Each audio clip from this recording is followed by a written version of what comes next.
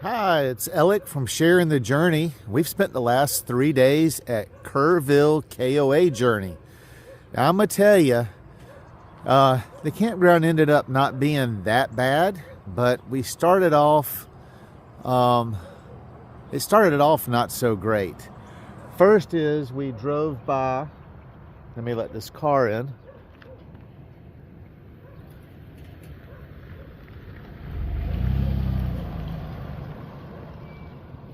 First off, this is supposed to be and is the Kerrville KOA. As you're coming down the road, you see it says KOA Journey, which is what they are. But then if you look over at that sign right there, it says the crossing. Then if you look at the front of the main building, it says the crossing. Nowhere visible from the street does it say Kerrville KOA. Some KOAs are, close to each other. In West Yellowstone, where we just spent working the summer, we had 2 KOAs that were 1.5 miles apart. So I drove by this KOA thinking that that I was at the wrong place because the signage is so confusing. Well, it's on a little road called Goat Crossing or something like that. And we had to drive I felt like 3 or 4 miles before we could turn around. And then we got here and we were greeted.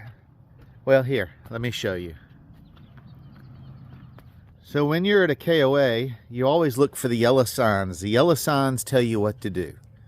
So we pull up and there's this first yellow sign that says enter, but it's facing back out towards the main street.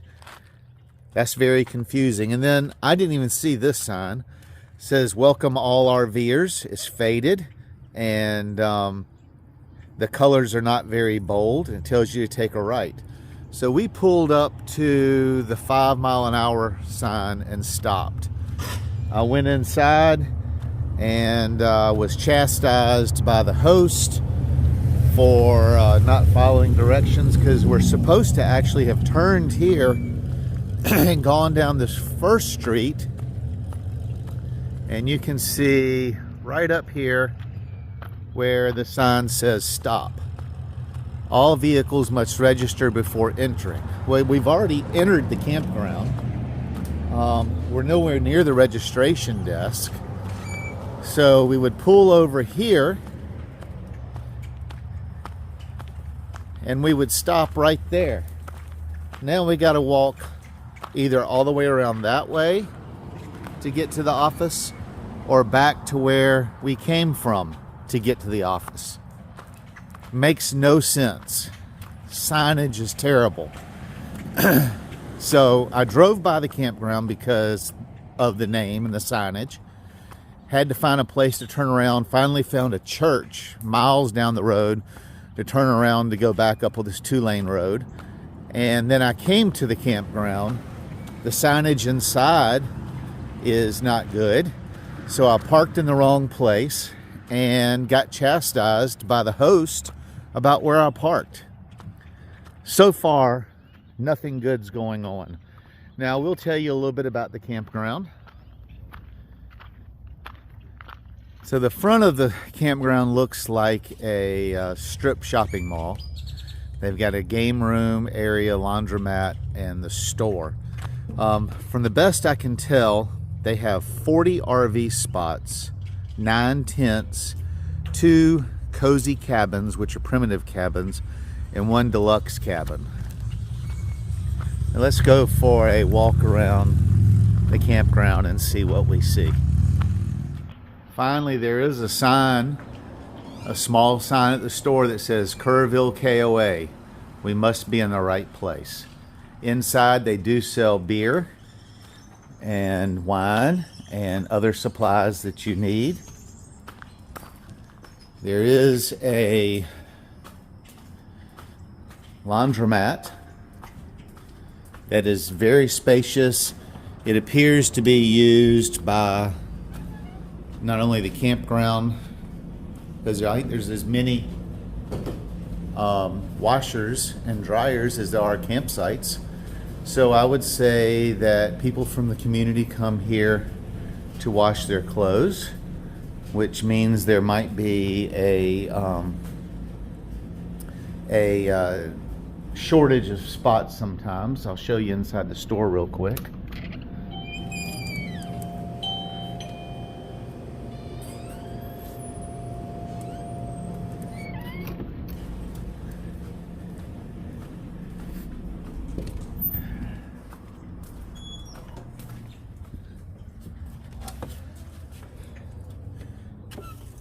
And here's the rec hall. A pool table that is covered, and a foosball table and a TV.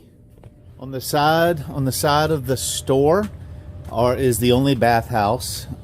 Been inside the bathhouse and they're clean. It's small.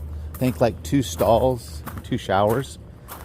Behind the store is like the deluxe tent pads, which seem to be pretty nice. When we got here, they had to drive us through the trailer park that's located behind the campground or adjacent to the campground.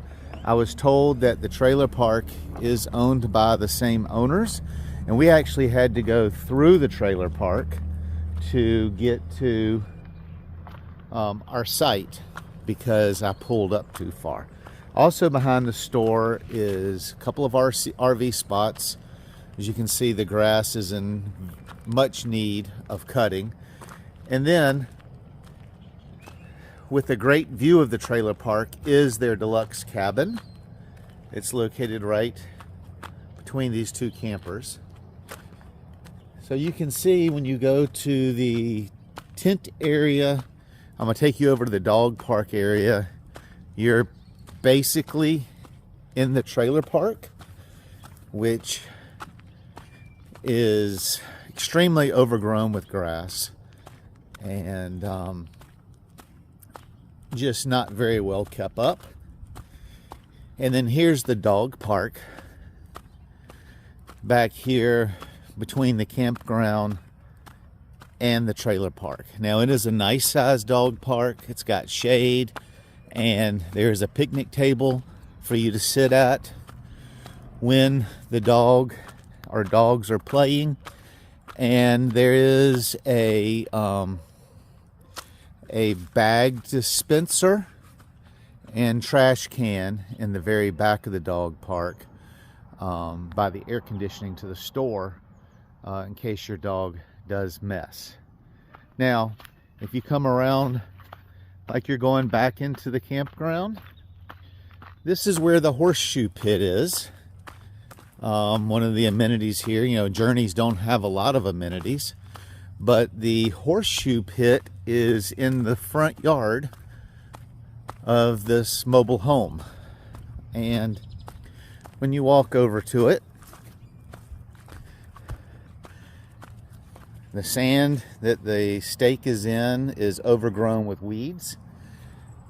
There's the other one down there. And the sidewalk has grass growing over it.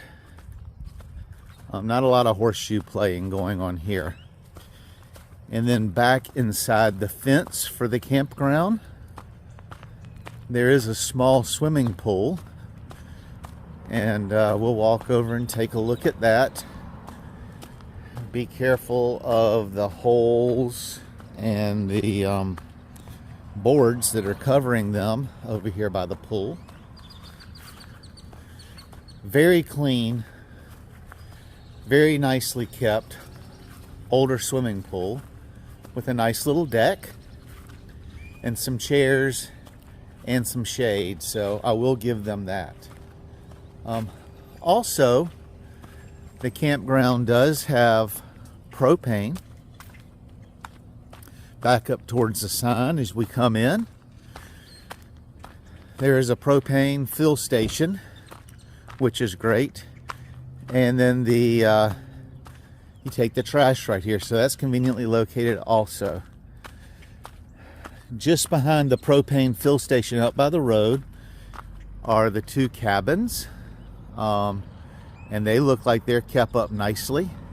And then you've got two large, looks like three large pull-ins, but one of them looks like it's part of the road, so to leave these you have to go out a different entrance exit.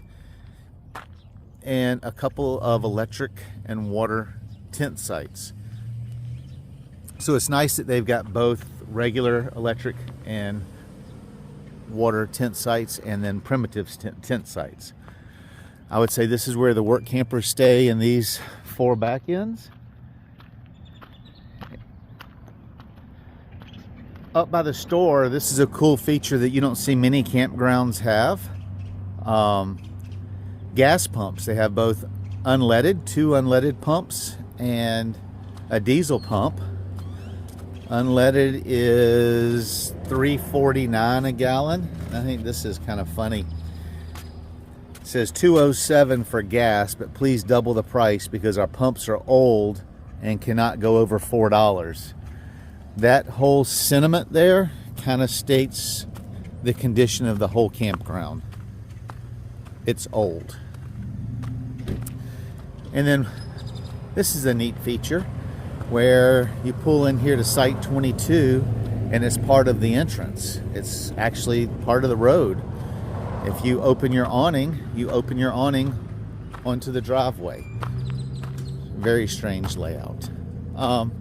They have some nice shaded sites, as you can see there. That's a nice shaded site. So the back ends are around the perimeter of the campground. And then the pull-throughs are through the center and on the edge. Like I said, it's not a very big campground. I think I said it's 40 RV sites. Now this is our site right here. Site number, what is this, 27, I believe it is. And it's on a little bit of a hill. And I've taken up my sewer cord, but you can see back in the back is my sewer had to run uphill. So I had to keep coming outside and snaking my sewer pipe to get it from down here to the top of the hill where the sewer connection is. And then each site has two water spigots. This is the first one I hooked up to because it's right next to my rig, but it leaked so bad that I had to disconnect because most of the water was going out of the top of the spigot, that I had to switch to the one on the other side, and it worked fine. Now this is a community fire pit and grill and gazebo for people to come hang out at right in my yard. And if you look at the community grill, underneath it and in it, it has been a while since it has been cleaned. I would not use that. So overall, you know, it was $45 a night for full hookup, which isn't bad. We stopped here because it was convenient to Cindy's sister. We haven't been here much. We've been at families' houses for most of our stay here. All we've done is slept here, which is fine by me. Would I stop here again? There are other campgrounds in the area. It's convenient to I-10, so if I'm driving down I-10 and I'm very tired and need a place to pull in and they had availability, yes, I would stop. This campground to me is way below your typical KOA standards, and I'd give it a 4 stars out of 10. It has not been a pleasant experience. I was glad to have a place to stay. It's convenient to family. If I was just pulling in for the night, it would suffice. If I'm staying longer than that, I would find somewhere else to go. That's just my 2 cents. Happy camping. As always, you can help me with my gas bill.